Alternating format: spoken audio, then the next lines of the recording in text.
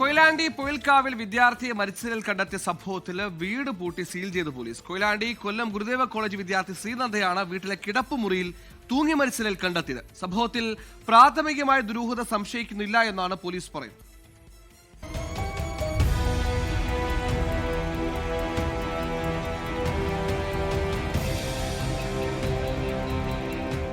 ഇന്നലെയാണ് 21-കാരി ശ്രീനന്ദയെ വീട്ടിലെ കിടപ്പുമുറിയിൽ തൂങ്ങിയ നിലയിൽ കണ്ടെത്തിയത്. രക്ഷിതാക്കൾ സമീപത്തെ അമ്പലത്തിൽ പോയപ്പോഴാണ് സംഭവം.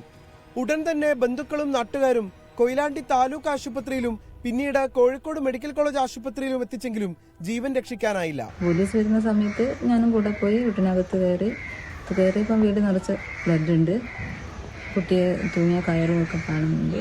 അപ്പോൾ അവർ പറഞ്ഞ് കുട്ടീൻ്റെ മുഖത്ത് നോക്കുന്നേരം അടയാളമുണ്ട്. അപ്പോൾ ഇതൊരു മർഡറാണെന്നുള്ളൊരു സംശയത്തിൻ്റെ മുകളിൽ അവർ വീട് ലോക്ക് ചെയ്ത് ഇനി നാളെ എൻ്റെ പോസ്റ്റ്മോർട്ടം കാര്യങ്ങളൊക്കെ അറിഞ്ഞിട്ട് മാത്രം വീട് തുറക്കാൻ പറ്റുള്ളൂ. മൃതദേഹം കോഴിക്കോട് ഗവൺമെന്റ് മെഡിക്കൽ കോളേജ് ആശുപത്രിയിലേക്ക് പോസ്റ്റ്മോർട്ടത്തിനായി മാറ്റി. വീടിനകത്ത് രക്തം കണ്ട സാഹചര്യത്തിൽ കൊയിലാണ്ടി പോലീസ് വീട് സീൽ ചെയ്തു. അസ്വാഭാവിക മരണത്തിനാണ് കേസെടുത്തിട്ടുള്ളത്. 24 കോഴിക്കോട്. ലോകത്തെവിടെയായാലും ഏത് സമയത്തും 24 വാർത്തകളും ഓഗ്മെന്റഡ് റിയാലിറ്റി പാക്കേജുകളും എക്സ്പ്ലെയിനറുകളും വിശദമായി കാണാൻ ഞങ്ങളുടെ യൂട്യൂബ് ചാനൽ നിങ്ങൾക്ക് സബ്സ്ക്രൈബ് ചെയ്യാം.